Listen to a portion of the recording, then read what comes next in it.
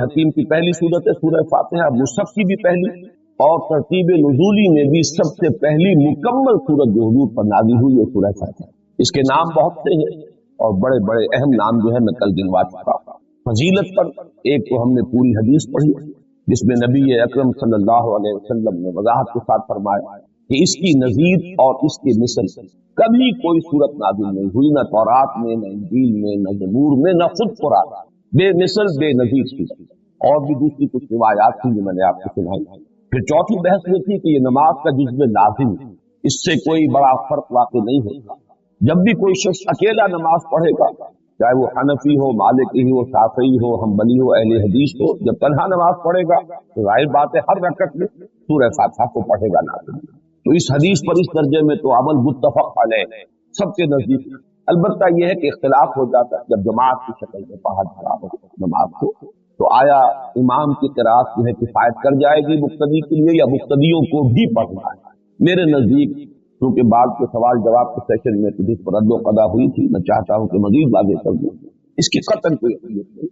اور ہمارے جو یہ ائمہ ہیں غور و فکر کیا ہے، استنباط کیا ہے، قرآن سے کیا ہے، احادیث نبویہ سے کیا ہے، پھر احادیث میں ترجیح دینی ہوتی ہے کون سی حدیث زیادہ قوی ہے، کون سی راجح ہے، کون سی مرجوح ہے، کون سی ضعیف ہے اور کون سی قوی تر ہے وغیرہ۔ بہرحال یہ جو تین مسلک ہیں جن میں معتدل مسلک وہ ہے جس پر خود میرا عمل ہے، وہ امام مالک رحمہ اللہ کا ہے کہ جب امام جہری رکعت پڑھ رہا ہے اور سورہ فاتحہ بلند آواز سے پڑھتا ہے تو مقتدیوں کو چاہیے کہ خاموش ہو، گویا کہ قرآن مجید کے حکم پر عمل کرے۔ فَإِذَا قُرِئَ الْقُرْآنُ فَاسْتَمِعُوا لَهُ وَأَنصِتُوا، جب سری رکعت میں وہ بھی خاموشی سے پڑھ رہا ہے تو مقتدیوں کو بھی چاہیے کہ وہ پڑھیں۔ یہ درمیانی بات ہے۔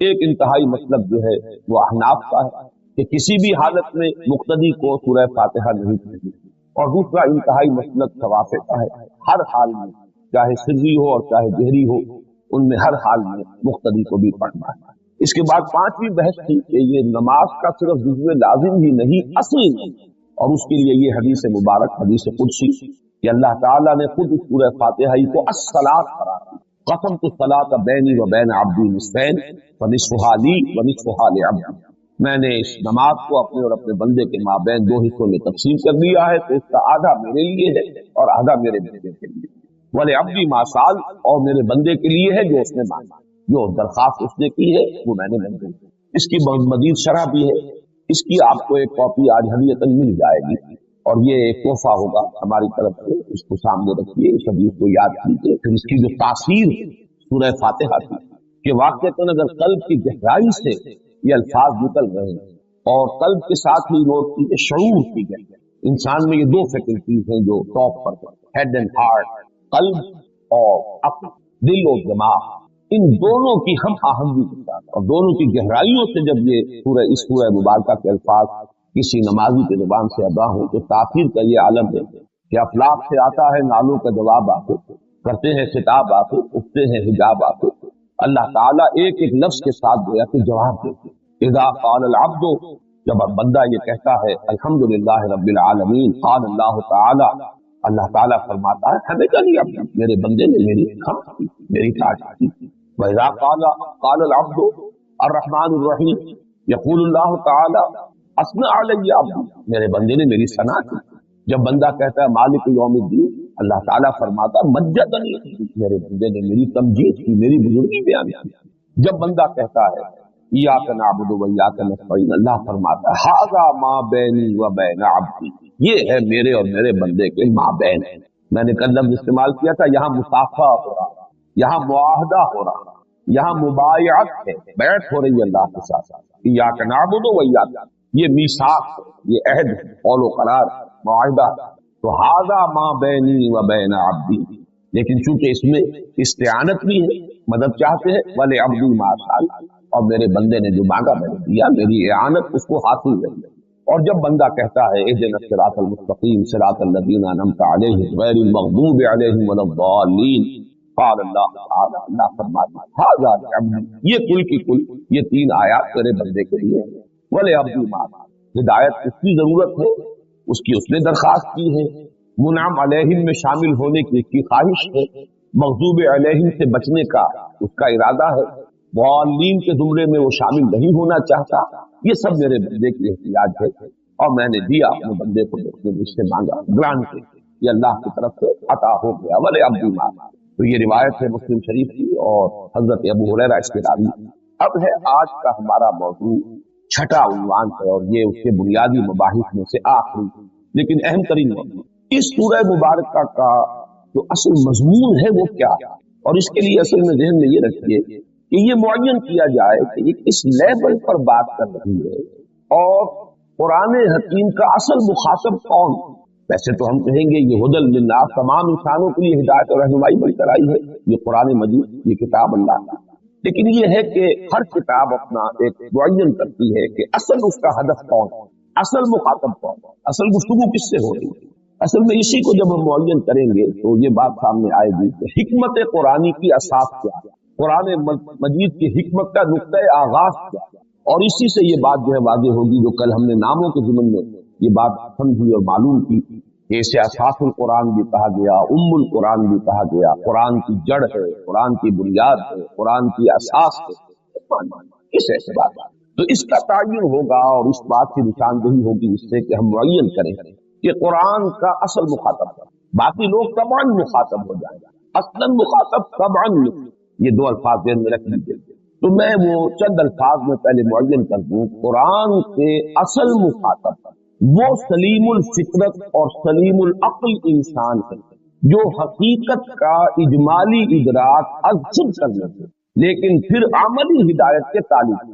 अब यहाँ हिदायत को दो हिस्सों में तकसीम कर लीजिए। एक नजरी हिदायत, आप कह सकते हैं समझाने के लिए फलसफियाना हिदायत, ये कायनात क्या है, इसकी हकीकत क्या है, ये खुद ब खुद बनी या किसी ने बनाई है, जो कुछ ज़वाहिर और मज़ाहिर है बस यही कुछ है, या इन मज़ाहिर के पीछे कोई और हकीकत कुबरा है जो छुपी हुई है। फिर ये कि हमारी जिंदगी की हकीकत क्या है, खैर और शर कोई मुस्तकिल चीजें हैं या सिर्फ only thinking makes it so वाली बात है, नथिंग इज गुड और bad, only thinking makes it so, या ये कि वाकईतन खैर और शर मुस्तकिल कोई अक़दार है। फिर अगर अक़दार है खैर और शर तो फिर उनका नतीजा कोई निकलेगा, कहाँ निकलेगा। इस दुनिया में तो बज़ाहिर उल्टे नतीजे भी निकलते नजर आते हैं। खैर का नतीजा लाज़िमन खैर निकलता शाज़ ही नजर आता है, बल्कि ये कि लेने के देने पड़ जाते हैं। आप भलाई कीजिए तो जरूरी नहीं कि आपके साथ भलाई है, आपके साथ हो सकता है कि बुराई है, बल्कि ये कि दुनिया ताम जो मुसादा वो तो नहीं कि गंदुम गंदुम बे रोयत जौजे जौ वाला मतलब। इस एतबार से हकीकत है ये जो ईमान का असल इस पर के 5 मैंने लेक्चर किए थे इसी साल हकीकत ईमान के उन्वान से। तो ये है असल में वो हिदायत नजर। कुरान मजीद का मौक़िफ़ ये है कि ये हिदायत नजरी या हिदायत फिक्री या ये इल्म हकीकत फितरत इंसानी में वज़ीयत शुदा मौजूद है। इसके लिए इंसान खारिज से किसी मदद का मोहताज नहीं। ये बात जरा नोट कर लीजिए, मैं बहुत जोर देता हूं। ये हिदायत फितरत में है, वज़ीयत शुदा। इंसान को अल्लाह ने दुनिया में भेजा है, ये हिदायत देकर भेजा, ये उसकी फितरत में है। और उसको सही मुअय्यन कीजिए तो रूह इंसानी में ये जुमला हक़ाइक़ मौजूद है, ये पूरी मारिफत, ये पूरा फहम, ये पूरा इल्म मौजूद है। अलबत्ता फिर उसकी एक्सफोलिएशन होती है और एक्सफोलिएशन होगी कि सहीउल फितरत या सलीमुल फितरत इंसान अगर साथ ही सहीउल अक्ल भी हो और सलीमुल अक्ल भी हो तो जब वो गौर और फिक्र के बराही तय करता है तो इन हक़ाइक़ तक खुद उसकी रसाई होती। ये है दर हकीकत वो बात जिसको मैं जरा थोड़ा सा मजीद वजाहत के साथ समझाना चाहूंगा। मैंने 2 अल्फाज इस्तेमाल किए, फितरत और अक्ल, और फिर 2 ही अल्फाज मजीद सहीउल फितरत सहीउल अक्ल या सलीमुल फितरत सलीमुल अक्ल। सलीम का लफ्ज़ भी अरबी ज़बान में आता है सलामती, सालिम, कोई चीज सालिम है, टूटी नहीं है और सही है।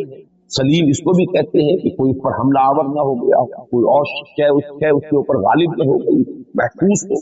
तो फितरत अपनी असलियत पर अगर महफूज है, बरकरार है, सलीम है, सही, और अक्ल अगर उस पर कोई हिजाबात तारी नहीं हो गए, अगर उस पर ख्वाहिशात शहवात के पर्दे नहीं पड़ गए, अगर उस पर असबियत की पट्टियां नहीं बन गई, तो वो अक्ल जो है वो अक्ल है अक्ल सलीम और अक्ल सलीम। इन दोनों के इम्तिजाज से, और इसके लिए नोट कर लीजिए फितरत के लिए कुरान मजीद में अल्फाज आए हैं सूरह रूम की आयत नंबर 30 है, फितरतुल्लाहिल्लती फतरन्नास अलैहा।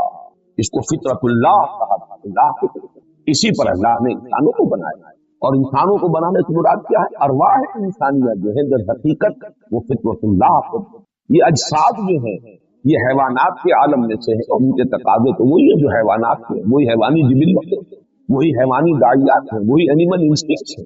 लेकिन अरवाह इंसानियत जो है उनका ताल्लुक इस आलम फितरी से, आलम खाकी से नहीं है, बल्कि उस आलम अलवी से, और वो है असल में रूह। ये सलूना कान रूह कुल रूह मिन अम्रि रब्बी, और वो है फितरतुल्लाह। इसी तरह हदीस में भी लफ्ज आया है, हुजूर ने फरमाया कुल्लु मौलूदी यूलदु अलल फितरा फअबवाहु युहव्विदानिही औ युमज्जिसानिही औ युनस्सिरानिही। हर बच्चा नस्ल इंसानी का जो पैदा होता है वो फितरत पर है। अब अगर ये फितरत सालिम रहे, सलीम रहे, तो वो मुसलमान ही होगा, मोमिन ही होगा। लेकिन ये उसके वालिदैन हैं जो उसे यहूदी या मजूसी या नसरानी बना देते, यानी ये इजाफी असरात हैं, ये पर्दे पड़ते हैं माहौल के, तालीम के। उसकी वजह से कोई शख्स यहूदी बन गया, कोई हिंदू बन गया, कोई मजूसी बन गया, कोई नसरानी बन गया। लेकिन पैदाइशी तौर पर हर बच्चा फितरत इस्लाम, फितरत सलीम लेकर आता।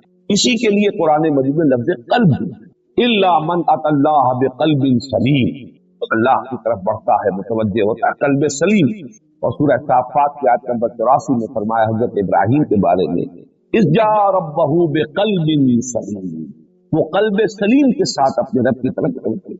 ये मैंने कुरान मजीद से 3 शवाहिद, एक तो ये कि फितरतुल्लाह, क़ल्ब सलीम, और हदीस से कुल्लु मौलूदिन यूलदु अलल फितरा। ये है दर हकीकत फितरत सही, फितरत सलीम। अक्ल जो है अल्लाह ताला ने बहुत बड़ी शय इंसान को दी, इसमें कोई शक नहीं।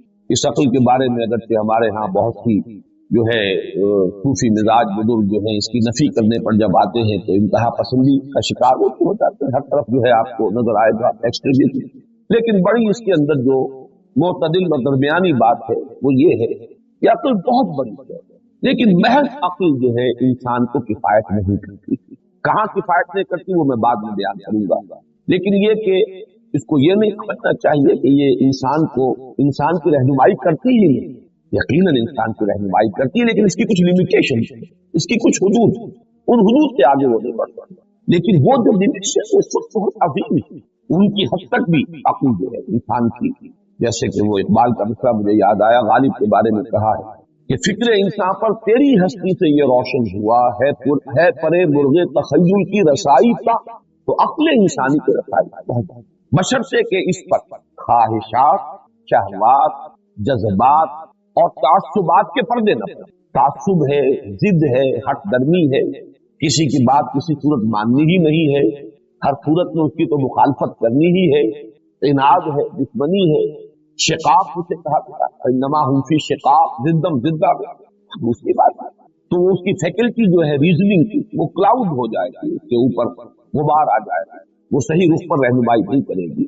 लेकिन अगर शहवात हो, जज्बात हो, ख्वाहिशात हो, तासुबात से आजाद तो अक्ल इंसान को बहुत दूर तक। अब आप लोग कीजिए कि फितरत सलीम के या फितरत सलीमा के मज़ाहिर क्या, ये मैं चाहता हूं कि ये बात थोड़ा खासी तफसील के साथ अगर इसका इसलिए कि हमारे दर्स कुरान में फिर ये निज़ाम बार बार आएंगे, सिर्फ हवाला काफी होगा इंशाअल्लाह। इसके दो मजहब, फितरत अगर सलामती पर, सेहत पर बरकरार, या अगर कहा जाए अगर वो परवर्ट नहीं है, उसके अंदर फसाद पैदा नहीं हुआ, सही है, सलीम, तो दो चीजें होंगी मौजूद।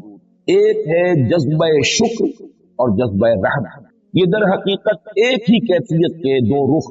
शुक्र क्या कि अगर आपके साथ कोई भलाई करे, आपकी कोई जरूरत पूरी करे, आपकी तकलीफ में आपकी कोई मदद करे, तो एक खास रद्द अमल तबीयत के अंदर उभरना चाहिए जिसे हम तशक्कुर करते हैं, एहसान मंदी के जज्बात कल्ब में उभरते।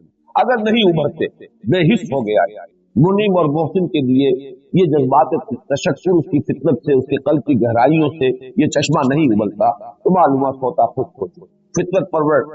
इसी का दूसरा रूप है रहम, दूसरे को तकलीफ में देते, दूसरे को एहतियात की कैफियत में।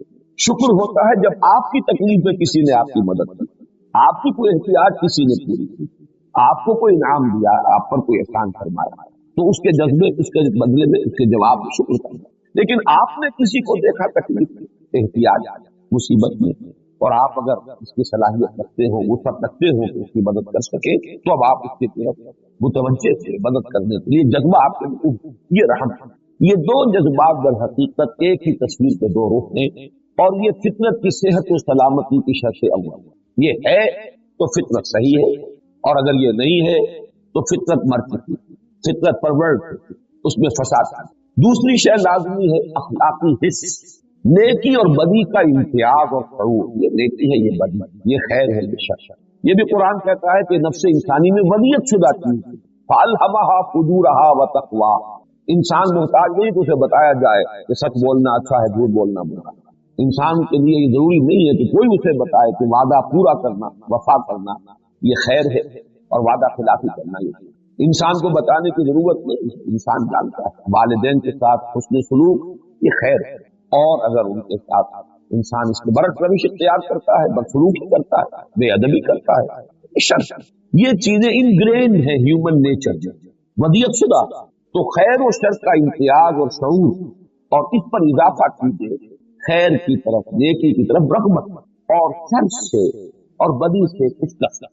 چاہے کوئی دوسرے عوامل انسان پر اتنے اثر انداز ہو جائیں کہ آدمی کو برا کام کر رہا ہے، کچھ ریشنلائز کر رہا ہے، کچھ اپنے لیے بہانے اس نے تلاش لیے ہیں، کچھ مجبوری کا اس کے پاس کوئی عذر ہے کر رہا ہے، لیکن اس کی فطرت پھر بھی عبادت ہے، اندر سے اسے اس کا ضمیر جو ہے وہ ملامت کر رہا ہے، تو معلوم ہوگا کہ فطرت صحیح۔ یہ دو ہیں مظاہر فطرت کے صحیح ہونے کے، اور ایسے ہی لوگوں کے لیے لفظ ہے المتقین۔ اب میں آپ کو صرف اشارہ کر کے گزر جاؤں گا، در حقیقت بہت اہم نقطہ ہے جو حل ہو گیا ہے، جو سورہ بقرہ کے شروع میں آئے گی آیت ھدی للمتقین۔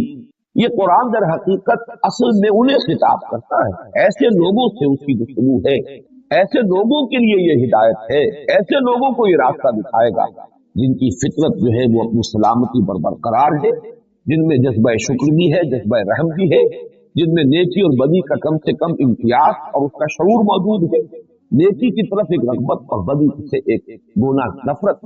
یہ المتقین، عقل سے کام لینے والے، جو میں نے عرض کیا، جن کی عقلوں پر پردے نہ پڑے ہوں، نہ خواہشات کے، نہ شہوات کے، نہ جذبات کے، نہ تعصبات کے، ان کو قرآن کہتا ہے اولو الالباب، ہوش باشعور۔ الباب جمع ہے لب کی، اور لب کہتے ہیں کسی شے کا خلاصہ، اس کی اصل حقیقت۔ لب لباب یہ ہم بھی کہتے ہیں، بھائی پوری بحث کا لب لباب یہ، پوری بات کا لب لباب یہ۔ تو انسان حیوان عقلی ہے، عقل اس کی لب ہے، اور یہ اولو الالباب وہ ہیں جو عقل ہے۔ اسی کو قرآن کہیں کہتا ہے الذین یعقلون، وہ لوگ کہ جو عقل سے۔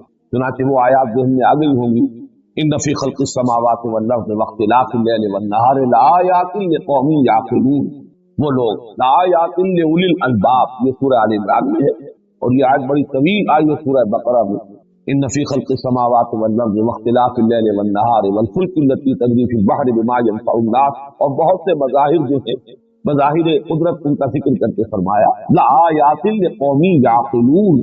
تو اولو الالباب اور قوم یعقلون، اور انہی کو الذین یفقہون، وہ لوگ جو تفقہ سے بہرہ ہیں، غور کرتے ہیں، سمجھتے ہیں، حقیقت کو جاننا چاہتے ہیں، یہ لوگ ہیں کہ جو سلیم ان دونوں کا جب امتزاج ہو تو اس کا ایک نتیجہ پہلی حقیقت انسان کے سامنے یہ آتی ہے کہ یہ جو کچھ دنیا اور کائنات میرے سامنے پھیلی ہوئی ہے، اس کے بہت سے مظاہر ہیں، اپیئرنس، لیکن اس اپیئرنس کے پردے میں ریئلٹی کچھ اور، کوئی وحدت ہے، یہ کثرت نظر آ رہی ہے مظاہر میں، کوئی وحدت ہے، کوئی حقیقت واحدہ ہے جو اس کثرت میں مستور چھپی، جیسے کہ اصغر گونڈوی کا بڑا پیارا شعر ہے کہ ردائے لالہ و گل پردہ ماہو انجم، جہاں جہاں وہ چھپے ہیں عجیب عالم، یہ تمام کائنات جو ہے یہ مظاہر ہے، یہ آیات، یہ نشانیاں ہیں، کوئی اور ہستی ہے، کوئی معشوق ہے اس پردہ زنگاری میں، کوئی اور چھپا۔ پہلی حقیقت تو یہ ہے کہ جو عقل، صحیح عقل سے جب سلیم الفطرت انسان کام لیتا ہے تو اس پر منتشر ہے۔ اسی کے سلسلے میں کنفیوشس کا یہ قول نقل کر لیجیے اور یہ نوٹ کر لیجیے کہ there is nothing more certain, nothing more real than what cannot be seen, and there is nothing more certain than what cannot be heard. ان آنکھوں سے دیکھی جانے والی حقیقت اور ان کانوں سے سنی جانے والی باتوں سے کہیں زیادہ یقینی چیزیں وہ ہیں اور حقیقی چیزیں وہ ہیں جو نہ ان آنکھوں سے دیکھی جا سکتی ہے نہ ان کانوں سے سنی۔ حقیقت جو ہے وہ ہمارے حواس کی سرحدوں سے کہیں دور ہے، کہیں ماورا ہے۔ پھر یہ کہ جذبہ تشکر انسان کا، اب میری زندگی ہے، میری احتیاجات ہیں، میری ضرورتیں ہیں، یہ बहम पहुंच गई है, मेरे वालिदैन है, मेरी माँ की ममता, मेरे वालिद की मोहब्बत, मेरे भाइयों बहनों की अखुवत, उनकी मोहब्बत, फिर मेरी कौम तो मेरे लिए एक हिफाजत का हिसार है, मेरा कबीला है। फिर ये तमाम अर्ज़ो समा, ये सूरज और चांद और ये हवाएं और पानी, मेरी जरूरत की चीजें, इनसे बहम पहुंच गई है। लेकिन ये कि असल रब कोई और, जिसके कब्जा कुदरत में ये सारा कारखाना है, ये अक्ल की दूसरी छलांग। यकीनन इन चीजों से ये सब कुछ हो रहा है। फसलें पकती है सूरज से, हवाएं चलती हैं तो बादल आते हैं, बारिश बरसती है, ये सारी चीजें हैं। लिहाजा जो मेरी जरूरियात फराहम हो रही है वो सिलसिला असबाब का तवील एक है, एक कड़ियों पर मुश्तमिल एक सिलसिला है। लेकिन ये कि मुसब्बिबुल असबाब एक, इसलिए कि इसमें जो हम आहंगी, ये कोई बड़ा ही सेंट्रली कंट्रोल्ड सिस्टम, ये बाहमी तवाफुक इसके बगैर नहीं हो सकता। ये जिस तरीके से तमाम अनासिर कुदरत मिलजुल कर इन नताइज को पैदा करें, मुवाफिक है इनके मामले, तो कोई एक चीज है जो मावरा है, इन सब से बुलंद, इन सब के पीछे, वो है असल रब।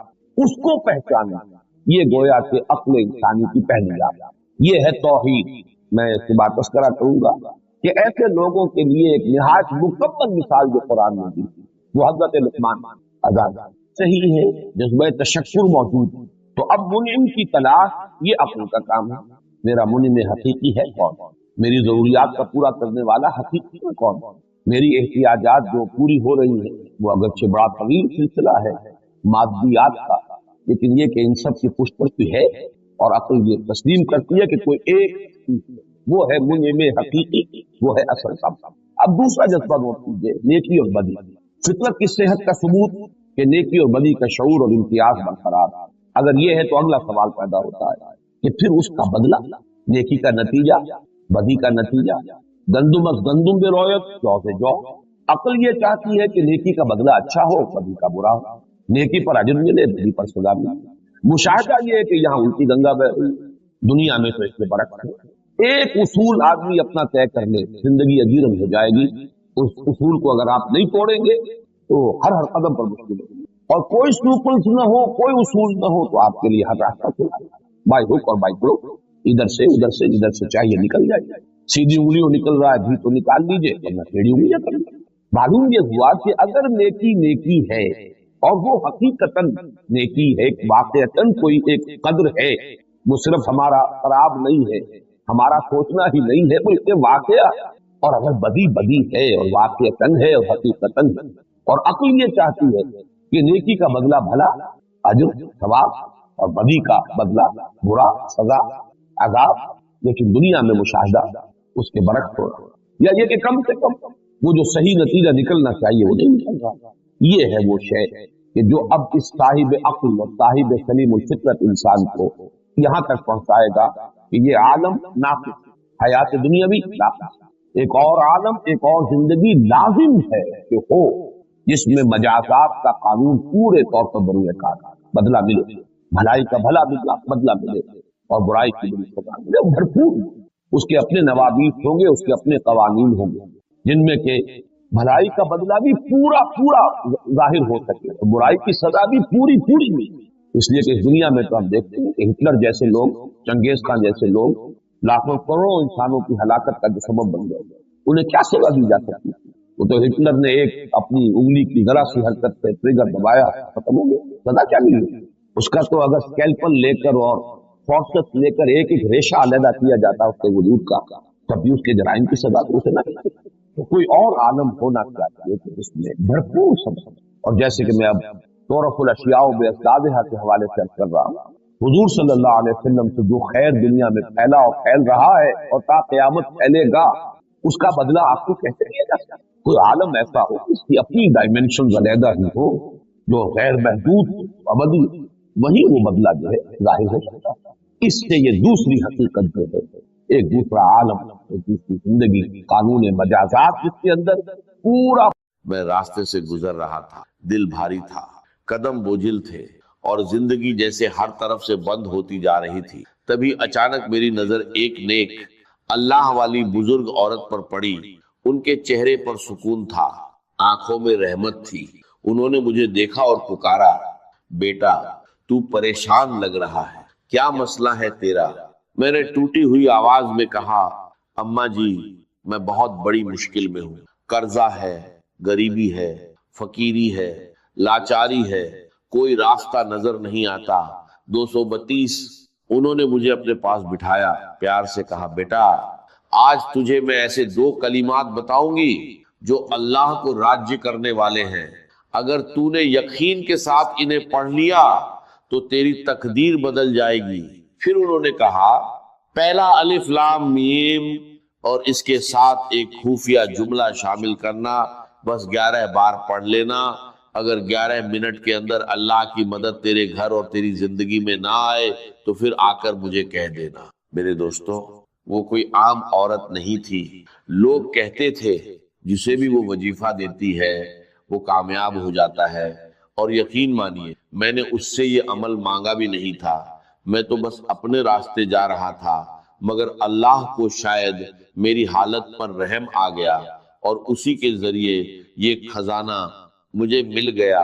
میں نے اسی وقت اپنا مسئلہ اسے بتایا، اس نے کہا بیٹا مسئلہ کوئی بھی ہو یہ عمل اثر ضرور کرے گا۔ اور دوستو پہلے ہی دن اس عمل نے ایسا اثر دکھایا کہ لگ بھگ 60 شونیہ کا انتظام اللہ کی طرف سے ہوا۔ میں قسم کھا کر کہتا ہوں یہ کوئی جھوٹ نہیں ہے، لیکن بات یہی ختم۔ اسی شام میں نے اس عمل کو دوبارہ پڑھا اور یقین کرے لگ بھگ 5 لاکھ کا ایسا غیبی انتظام ہوا کہ انسانی عقل دنگ رہ جائے۔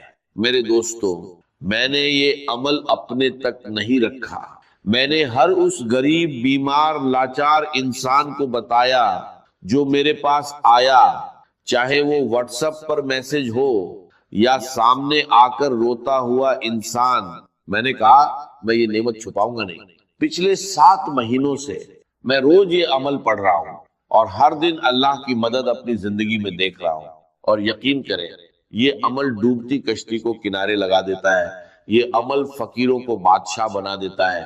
اب میں آپ کے سامنے الف لام میم کا وہ خفیہ عمل، وہ خفیہ تسبیح، وہ راج پیش کرنے جا رہا ہوں جسے سننے کے بعد آپ کہیں گے اے مولوی اللہ تیرا بھلا کرے، ہم تو در در کی ٹھوکریں کھا رہے تھے، لوگوں کے آگے ہاتھ پھیلا رہے تھے، مگر اس عمل نے ہمیں ایک ہی دن میں فقیر سے بادشاہ بنا دیا۔ کل ہی میں نے لگ بھگ 7-8 بہنوں اور بھائیوں کو یہ عمل بتایا جو روتے ہوئے آئے تھے، اور دوستوں کوئی 15 منٹ میں، کوئی 1 گھنٹے میں، کوئی 1.5 گھنٹے میں اللہ کی غیبی مدد سے ان کی زندگی بدل گئی۔ ایک بہن دوپہر قریب 2:30 بجے روتی ہوئی میرے پاس آئی، کہنے لگی گھر میں فاقے ہے، بیماریاں ہیں، شوہر چھوڑ کر چلا گیا ہے، قرضہ ہے، کرائے کا مکان ہے۔ اس نے ایک ساتھ 5 بڑے مسئلے بتائے۔ میں نے اس سے کہا اگر تو شام سے پہلے 11 بار یہ عمل پڑھ لے تو اللہ تیری مدد کرے گا۔ مجھے یقین تھا یہ عمل جلدی اثر کرتا ہے، اور ہوا بھی ایسا ہی۔ دوستو اس کا شوہر جو اسے چھوڑ گیا تھا واپس آ گیا، قرض معاف ہو گیا، اسے اپنا گھر مل گیا، اور وہ خود کہنے لگی میں شام سے پہلے 15 لاکھ نقد اور اپنے گھر کی مالک بن گئی۔ میرے دوستو یہ کوئی کہانی نہیں، ایک سچا واقعہ ہے۔ یہ عمل 100% اثر والا بتایا جاتا ہے، لیکن اصل چیز ہے آپ کا یقین۔ اگر تم غفلت میں اس موقع کو کھو دو گے تو یہ تمہارا نقصان ہوگا۔ اگر تم اپنی پریشانی، بیماری، قرضہ یا تنگی سے نکلنا چاہتے ہو تو اللہ پر پورا بھروسہ رکھو۔ یہ عمل بہت آسان ہے، صرف 2 چیزیں پڑھنی ہے اسی ترتیب سے جیسے بتایا گیا ہے۔ الف لام میم تم نے پہلے بھی پڑھا ہوگا، لیکن آج اسے سمجھ اور یقین کے ساتھ پڑھنا ہے۔ بس تنہائی میں بیٹھو، درود شریف پڑھو، پھر الف لام میم اور دوسرا وظیفہ 11 بار پڑھو، اور آخر میں دعا مانگو۔ یاد رکھو اثر اللہ کے حکم سے ہوتا ہے۔ دل میں یقین رکھو اور دعا کے ساتھ پڑھو، یقین اور بھروسے کے ساتھ یہ عمل پڑھیں، اور آخر میں اللہ پاک سے ہاتھ اٹھا کر دعا مانگے، انشاءاللہ بیڑے پار ہوں گے۔ اب الف لام میم کو کس خفیہ ترتیب سے پڑھنا ہے اسے توجہ سے سمجھ لی۔ میرے دوستو الف لام میم کے بارے میں قرآن کی روشنی میں یہی بات سامنے آتی ہے کہ اس کا اصلی مطلب صرف اللہ تعالیٰ ہی جانتے. صحابہ اکرام، تابعین اور جمہور مفسرین نے اسے حروف مقطعات بتایا ہے، یعنی ایسے حروف جن کا اصل راج اللہ کے علم میں ہے. الف لام میم صرف 3 حروف نہیں بلکہ ایک عظیم راج ہے. جب مومن انہیں پڑھتا ہے تو اس کے دل میں یہ احساس پیدا ہوتا ہے کہ اصل مطلب اللہ ہی جانتا ہے اور وہ اپنے رب کے علم کے سامنے سر جھکا دیتا ہے. اس کے بعد اللہ تعالیٰ فرماتے ہیں ذالک الکتاب لا ریب فیہ ھدی للمتقین، یعنی یہ وہ کتاب ہے جس میں کوئی شک نہیں اور یہ پرہیزگاروں کے لیے ہدایت ہے. مفسرین نے یہ بھی بیان کیا ہے کہ یہی عام عربی حروف ہیں، لیکن انہی سے اللہ نے ایسا عظیم قرآن نازل فرمایا جس کا مقابلہ کوئی انسان نہیں. لہٰذا جب بھی آپ الف لام میم پڑھے تو دل میں یہ احساس تازہ کرے کہ اس کا حقیقی مطلب اللہ ہی جانتا ہے. الف لام میم اللہ کے کلام کا عظیم راج ہے. یہ ہمیں اپنے رب کے علم اور عظمت کے سامنے جھکنا سکھاتا ہے. یہی ایمان کی خوبصورتی ہے کہ بندہ ہر اس چیز پر ایمان لاتا ہے جسے اللہ تعالیٰ نے نازل فرمایا، چاہے اس کی مکمل حقیقت اس کی سمجھ سے باہر ہو. اللہ تعالیٰ ہمیں قرآن مجید سے سچی محبت، اس پر عمل کرنے کی توفیق اور اس کے ظاہری و باطنی نور سے ہمارے دلوں کو منور کرنے کی توفیق عطا فرمائے. آمین ثم آمین. اب میں آپ کے سامنے میرے دوستوں پہلے وظیفے کی تعداد، ترتیب اور وہ خفیہ طریقہ بیان کروں گا، پھر دوسرا وظیفہ بھی اسی کے ساتھ آپ کو پڑھنے کے لیے دوں گا. یہ دونوں چیزیں آپ نے تنہائی میں بیٹھ کر ایک کے بعد ایک اسی جگہ پر بیٹھ کر پڑھنی ہے. سب سے پہلے تنہائی میں بیٹھ کر عمل شروع کرنے سے پہلے ایک مرتبہ نبی ایک کریم رؤوف اور رحیم حضرت محمد مصطفیٰ صلی اللہ علیہ وسلم کی ذات مبارکہ پر درود پاک پڑھنا ہے. کوشش کریں کہ درود ابراہیمی پڑھ لیں. اگر درود ابراہیمی نہ پڑھ سکیں تو صلی اللہ علیہ وآلہ وسلم پڑھ لیں. صلی اللہ علی محمد پڑھ لیں. میرے غریبوں، کوئی سا بھی درود شریف پڑھ کر آپ نے اس طاقتور عمل کا آغاز کرنا ہے. اگر آپ میں سے کوئی بہن بھائی، کوئی دکھیارا، کوئی پریشان، کوئی بے روزگار، کوئی بے اولاد درود شریف نہ بھی پڑھ سکے تو بھی اس عمل کو کسی حال میں نہ چھوڑ، ہر حال میں اسے ضرور پڑھے. یہ دکھی دلوں کا سہارا ہے، یہ غریبی اور پریشانی کو دور کرنے والا ہے، 1 گھنٹے کے چیلنج کے ساتھ اثر کرنے والا عمل ہے. اگر درود شریف نہ بھی آئے تو بس تنہائی میں بیٹھ جائیں کسی بھی دن، پیر، منگل، بدھ، جمعرات، جمعہ، ہفتہ، اتوار، دن کی کوئی پابندی نہیں. صبح پڑھے، دوپہر پڑھے، شام پڑھے، وقت کی کوئی پابندی نہیں، جگہ کی بھی کوئی پابندی نہیں. گھر میں ہو، دکان میں ہو، دفتر میں ہو، مسجد میں ہو، کہیں بھی ہو، بس ایک بار یہ عمل پڑھ ڈالیں اور 1 گھنٹے میں معجزہ دیکھیں. پھر 2-4 گھنٹے بعد ایک بار یہ عمل دوبارہ کریں، پھر معجزہ دیکھیں. جتنا پڑھتے جائیں گے اتنے معجزات دیکھتے جائیں گے. دیکھیے، میں کوئی جھوٹے وعدے یا کہانیاں نہیں سنا رہا، میں آپ کو ایک ایسا عمل بتا رہا ہوں جو اللہ کو راضی کرنے والا ہے اور غیبی خزانوں کے دروازے کھولنے کا ذریعہ بن سکتا ہے. یہ ایک نیک عورت کا بتایا ہوا عمل ہے اور میرا یقین ہے کہ آپ نے ایسا عمل پہلے کبھی نہیں کیا ہو. میں یہ دعویٰ نہیں کرتا کہ ہر حال میں ایک جیسا نتیجہ ملے گا، لیکن سچے دل اور یقین کے ساتھ کیا جائے تو اللہ کی مدد ضرور آتی ہے. ایک گزارش ہے، اسے نیک نیت سے اپنے ضرورت مند بھائی بہنوں تک ضرور پہنچائیں تاکہ انہیں بھی فائدہ ہو اور آپ کو دعائیں ملیں. اب طریقہ بہت آسان ہے. تنہائی میں بیٹھ کر کسی بھی دن اور وقت پہلے درود شریف پڑھے، پھر بسم اللہ کہہ کر عمل شروع کرے اور سب سے پہلے الف سے آغاز کرے.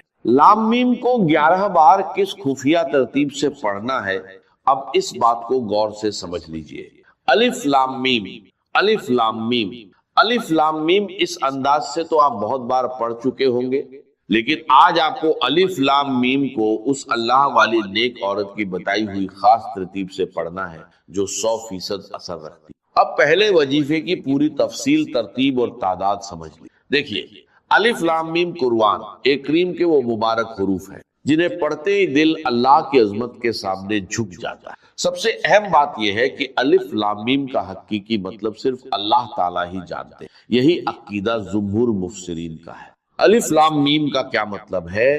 اس کا قطعی اور یقینی مطلب اللہ تعالیٰ نے اپنی حکمت میں پوشیدہ رکھا ہے۔ اسی لیے ہر مومن ادب سے یہی کہتا ہے کہ الف لام میم کا اصل مطلب اللہ ہی بہتر جانتا۔ جب آپ الف لام میم پڑھتے ہیں تو گویا آپ یہ اظہار کرتے ہیں، اے میرے رب، میں تیرے علم پر ایمان لایا ہوں، چاہے میں اس راج کو پوری طرح نہ سمجھ سکوں۔ یہ حروف ہمیں سکھاتے ہیں کہ بندہ اپنے رب کے علم کے سامنے عاجزی اختیار کرے۔ اہل علم نے فرمایا کہ الف لام میم حروف مقطعات میں سے ہے جو قرآن کے عظیم راجوں میں شمار ہوتے ہیں، اس لیے اس کا مکمل مطلب بیان کرنا درست نہیں، بلکہ یہی کہنا صحیح ہے کہ اس کا حقیقی مطلب اللہ ہی جانتے۔ جب بھی آپ الف لام میم پڑھیں، دل میں یہ احساس تازہ کرے، الف لام میم ایک ایسا راج جسے صرف اللہ جانتا ہے۔ الف لام میم اللہ کے علم کی عظمت، الف لام میم بندے کی عاجزی، الف لام میم رب کے ہر حکم پر ایمان۔ میرے دوستو، اس عمل میں الف لام میم صرف 11 بار پڑھنا ہے۔ تنہائی میں بیٹھ کر پہلے درود شریف پڑھیں، پھر اعوذ باللہ من الشیطان الرجیم، بسم اللہ الرحمن الرحیم پڑھ کر سکون سے الف لام میم 11 بار پڑھیں، نہ کم نہ زیادہ۔ اس کے بعد دوسرے مرحلے میں ایک خاص جملہ 11 بار پڑھنا ہے جسے اس عمل کا اصلی خزانہ بتایا گیا ہے۔ کہا جاتا ہے کہ اسے یقین کے ساتھ پڑھنے سے اللہ کے فضل سے آسانی پیدا ہوتی ہے۔ میں نے بھی اس عمل کو آزمایا ہے اور محسوس کیا کہ سچے دل اور بھروسے کے ساتھ پڑھا جائے تو انسان کو سکون ملتا ہے۔ اے بہنوں اور بھائیوں، اگر آپ کسی بھی پریشانی میں ہیں، قرض، بیماری، غریبی یا کوئی اور مسئلہ، تو اللہ پر کامل یقین کے ساتھ یہ عمل کریں، دل میں شک نہ رکھیں، انشاءاللہ آسانی ہوگی۔ طریقہ آسان ہے، تنہائی میں بیٹھیں، درود شریف پڑھیں، اعوذ باللہ اور بسم اللہ پڑھیں، پھر الف لام میم 11 بار پڑھیں۔ اس کے بعد دوسرا وظیفہ بھی 11 بار پڑھیں۔ اب اس طاقتور نام کو جان لیں، یہ اللہ کا ایسا نام ہے جو اس عمل کا سب سے بڑا خزانہ ہے۔ اس کا مطلب ہے غیبی خزانے عطا کرنے والا، مشکلات دور کرنے والا، پریشانیاں اور بیماریاں ختم کرنے والا۔ اب جیسے ہی الف لام میم 11 بار پڑھ لے، ترنت اس نام کو بھی 11 بار پڑھے، یا حلال مشکلات یا حلال مشکلات، آخر میں درود شریف پڑھ کر دعا مانگے، انشاءاللہ وہ ملے گا جو پوری زندگی میں نہ ملا ہو۔ مجھے اپنی دعاؤں میں یاد رکھیے گا۔ سورہ ملک بڑی، جیسے سورہ قاف وہاں تھی اسی مقام پر یہاں سورہ ملک بہت جامع، اس کی تاثیر اور یہ بہت حضور کو عزیز تھی۔ آپ کی یہ معمولات میں سے تھا، رات کو سوتے ہوئے آپ سورہ ملک پڑھا کرتے اور اس کی آپ نے تلقین کی۔ بسم اللہ الرحمن الرحیم، تبارک الذی بیدہ الملک وہو علی کل شیء قدیر۔ بڑی بابرکت ہے وہ ہستی جس کے ہاتھ میں ہے بادشاہی، راج اس کا ہے۔ یہ ہے دین کا سیاسی پہلو، پوری کائنات پر اس کا راج چل رہا ہے۔ دنیا میں بغاوت ہے، کیوں ہے؟ وہ اپنے ایمان کے دعوے داروں کا امتحان لینا چاہتا بس، ورنہ سورج، چاند، گیلیکسی، پوری کائنات اور خود ہمارے جسم کا ایک ایک ذرہ اس کے قانون کا پابند ہے، تابع ہے۔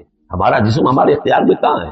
میں تنگ آ جاتا ہوں، 2 دن ہوتے ہیں یہاں سے تو طبیعت خراب ہو جاتی ہے، جب تک کہ وقت لگتا ہے قینچی لے کر بیٹھتا ہوں۔ اگر میں چاہوں کہ یہاں بال نہ آئے، میرا جسم ہے، میرا تو اختیار ہے، تو آئیں گے۔ تو ہمارا جسم بھی جہاں تک اس کی فزیولوجی کا تعلق ہے، اس کے اناٹومی کا تعلق ہے، یہ سارا اللہ کے قانون کے تابع، میرے تابع تو نہیں۔ میں چاہوں میرا دل ذرا رک جائے، جب چاہوں میں اس کو سٹارٹ کر دوں، یہ تو نہیں ہوگا۔ جب بند ہوگا بند ہو جائے گا، میرے اختیار میں نہیں تھی۔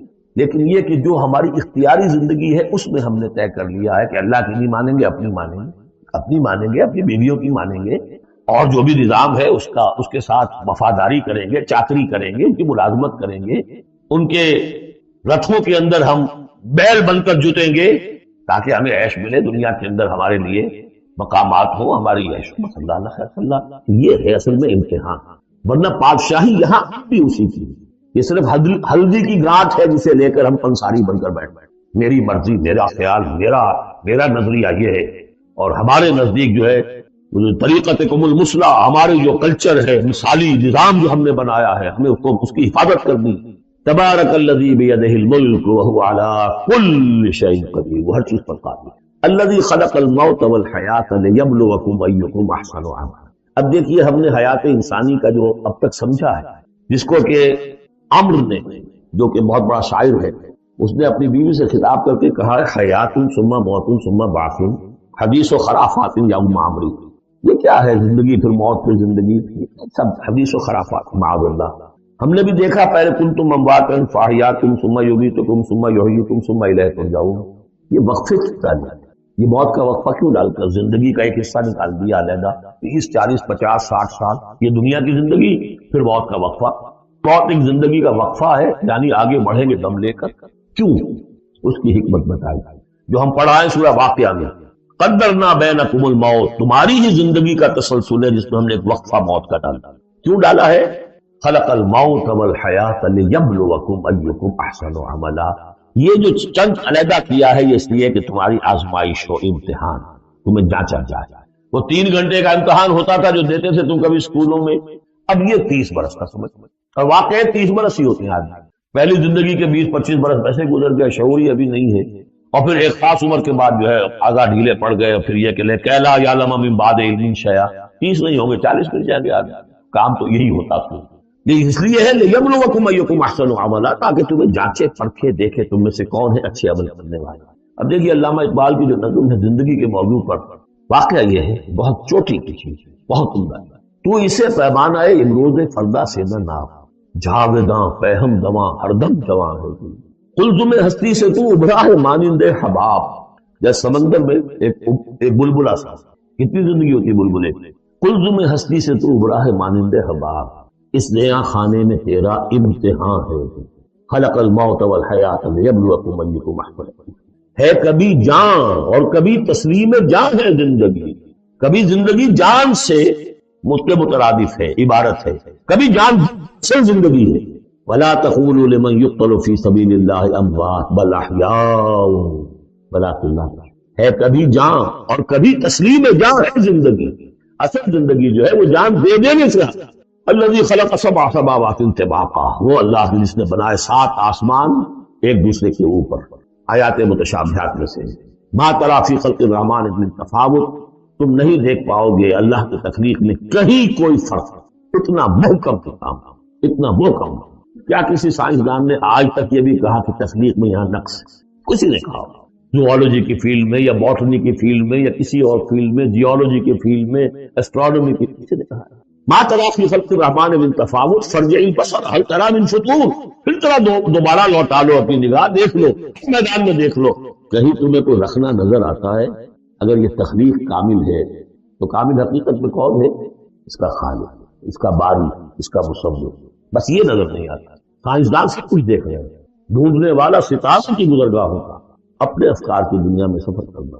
بڑے بڑے صاحب بصیرت، بڑے بڑے عقل مند اپنی ناک تلے کے پتھر سے ٹھوکر کھاتے ہیں، دیکھ رہے ہیں ٹیلیسکوپ سے ٹھوکر کھا رہے ہیں وہاں جو سامنے پتھر پڑا ہوا ہے۔ یہ ہو رہا ہے آج ہمارے ساتھ، پھر یہی کا بسرا کر رہے ہیں، پھر لوٹاؤ ذرا اپنی نگاہ کو 2 مرتبہ اور۔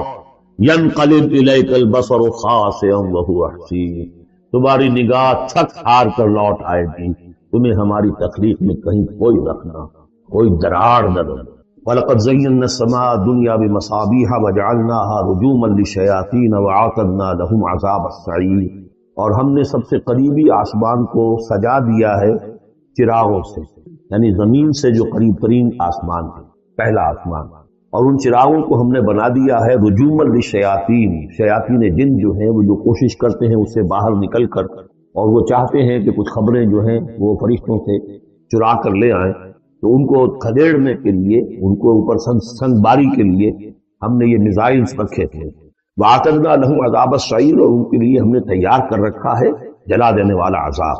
وَلِلَّذِينَ كَفَرُوا بِرَبِّهِمْ، اور جو لوگ اللہ کا، اپنے رب کا کفر کریں، چاہے وہ انسان ہو چاہے جنات ہوں، ان کے لیے ہے عذاب جہنم، جہنم کا عذاب، وبئس المصیر، اور وہ بہت ہی برا ٹھکانہ ہے۔ اذا القوا فیہا سمعوا لها شہیقا وہی تفور، جب وہ اس میں جھونکے جائیں گے تو سنیں گے کہ وہ دھاڑ رہی ہوگی، اچھل کود رہی ہوگی، اس کا جوش و خروش ہوگا۔ جو سورہ قاف میں ہم نے پڑھا تھا کہ ہم اس سے پوچھیں گے حلم تلاتے وتقول حل من مزید، وہ اور چاہیے.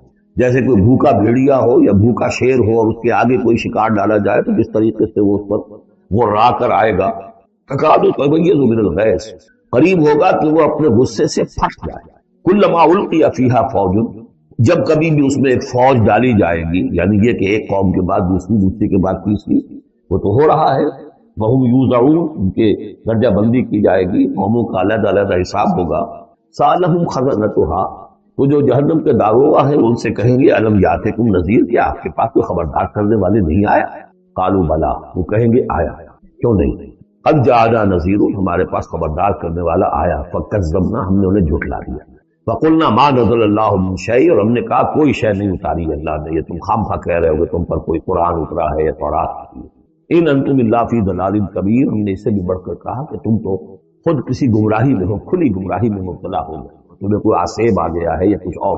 وقالوا لو كنا نسمع او نعقل، اور انہوں نے کہا یا وہ کہیں گے کہ اگر ہم سنتے اور سوچتے، غور کرتے، عقل سے کام لیتے، ما كنا فی اصحاب السعیر، تو ہم نہ ہوتے اس جہنم والوں میں سے.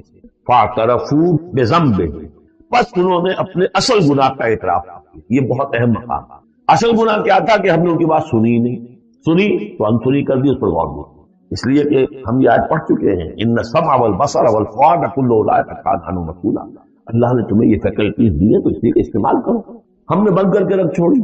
ہماری ریت ہے، ہماری آباء و اجداد کی رسمیں ہیں، ہماری برادری کے یہ رواج ہیں، ہم اتنے عرصے سے ایک جماعت میں ہیں، اس جماعت کا یہ چلن ہے، جو بھی ہے اس فرقے میں ہے، اس فرقے کا یہ معاملہ ہے. یہ ساری چیزیں جو ہے کہ نہ سوچنا، نہ غور کرنا، نہ سننا. فاعترفوا بذنبهم، اصل گناہ یہ ہے. فسوقا لاصحاب السعیر، تو دفع ہو جائیں گے، دھکارے جائیں گے لوگ کہ جو جہنمی. اس کے برعکس ان الذین یخشون ربهم بالغیب، وہ لوگ کہ جو اپنے رب سے ڈرتے رہے غیب میں، لہم مغفرۃ واجر کبیر، ان کے لیے مغفرت بھی ہے اور بہت بڑا اجر. واسروا قولکم او اجہروا بہ، اور دیکھو چاہے تم اپنے قول کو چھپا کر بیان کرو یا بلند آوازی سے بیان کرو. انہ علیم بذات الصدور، وہ تو اس سے بھی واقف ہے جو تمہارے سینوں کے اندر مضمر ہے اور تنہا ہے. الا یعلم من خلق، بڑی اہم آیت ہے. یہ وہ حصے ہیں قرآن کے لیے جن کو اس طریقے سے ازبر ہونا چاہیے اگر بات کرنا چاہتے ہیں، آپ دین کی وہ خدمت کرنا چاہتے ہیں. کیا وہی نہ جانے گا جس نے پیدا کیا؟ ایک ایسی بات ہے کہ جس کا کوئی انکار کر ہی نہیں سکتا. گھڑی بنانے والے کو تو معلوم ہے میں نے اس میں کیا کیا پرزے رکھے تھے، مجھے نہیں معلوم، میں اس کا استعمال تو کر رہا ہوں، مجھے بتا دیا یہ بٹن دبا دیں یہ آن ہو جائے گا. لیکن یہ کہ جس نے بنایا ہے کیا اس سے چھپی ہوئی کوئی چیز ہے؟ الا یعلم من خلق وهو اللطیف الخبیر، اور وہ بہت باریک بین ہے، ہر شے کی خبر رکھنا. هو الذی جعل لكم الارض ذلولا، اسی نے تمہارے لیے زمین کو بنا دیا ہے پست، تابع حکم، تمہارے قدموں میں بچھی ہوئی ہے غریب، جتنا چاہتے اس کو تو رونتے ہو، پامال کرتے ہیں. فمشوا فی مناکبہا، چلو پھرو اس کے کندھوں کے مابین. گویا کہ یہ بھی کوئی بہت بڑا ہاتھی ہو، اس کے کندھوں کے مابین اتنی جگہ ہے، چل پھر رہے ہیں. جیسے چیوٹی کسی ہاتھی کے کندھوں کے درمیان چل رہی ہو تو وہ تو سمجھتی ہوگی کہ فٹ بال کا میچ کھیلنے کی جگہ مجھے مل گئی ہے. تو یہی حال ہمارا ہے، ہم جسے بہت وسیع سمجھتے ہیں کیا ہوتا ہے. فمشوا فی مناکبہا وکلوا من رزقہ، اور اسی کے رزق میں سے کھاؤ پیو، اسی زمین میں سے تمہارا رزق بھی برآمد ہو جائے گا. وإلیہ النشور، یہ یاد رکھو کہ پھر اللہ ہی کی طرف جاتا ہے. یہ اٹھنا. آمنتم من فی السماء ان یخسف بکم الارض فاذا ہی تمور، کیا تمہیں کوئی خوف نہیں رہا؟ بالکل تم نچرت ہو گئے ہو اس آسمان والے سے جو آسمان میں ہے کہ وہ کہیں تمہیں زمین میں خسف نہ کر دے، دھسا نہ دے. فاذا ہی تمور، جبکہ وہ لرزے، زلزلہ آئے، شک ہو جائے اور تم چلتے. ام امنتم من فی السماء ان یرسل علیکم حاصبا، کیا تمہیں کوئی ڈر نہیں رہا کہ اللہ تعالیٰ جو ہے وہ آسمان والا تم پر بھیج دے کوئی ایسا جھکڑ تیز آندھی جس میں پتھر چلے آ جو بلٹس کا کام ہے اور میزائلز کا کام ہے. فستعلمون کیف النذیر، پھر تمہیں معلوم ہو جائے گا کہ تیرا خبردار کرنا کیسا تھا، کیا نتیجہ. وَلَقَدْ كَذَّبَ الَّذِينَ مِن قَبْلِهِمْ، اور یقیناً جو ان سے پہلے تھے انہوں نے بھی جھٹلایا تھا. فَكَيْفَ كَانَ نَكِيرٌ، تو کیسا ہوا میرا ان کو پکڑنا اور میرا عذاب. اَوَلَمْ يَرَوْا إِلَى الطَّيْرِ فَوْقَهُمْ، کیا یہ دیکھتے نہیں پرندوں کو جو ان کے اوپر ہیں. صَافَّاتٍ وَيَقْبِضْنَ، کبھی انہوں نے اپنے پر پھیلائے ہو اس کو پھیر لیتے. مَا يُمْسِكُهُنَّ إِلَّا الرَّحْمَٰنُ، نہیں روکے ہوئے انہیں اس فضا کے اندر مگر رحمان. انہ بکل شیء بصیر، یقیناً وہ ہر چیز کو دیکھ رہا ہے. یعنی جو قانون طبیعی ہے جس کے تحت وہ چل رہا ہے وہ تو اللہ کا بنایا ہوا ہے. امن ذات الذی هو جند لکم ینصرکم من دون الرحمن، بھلا وہ کون ہے جو تمہارا لشکر بن جائے اور تمہاری مدد کرے رحمان کے مقابلے میں.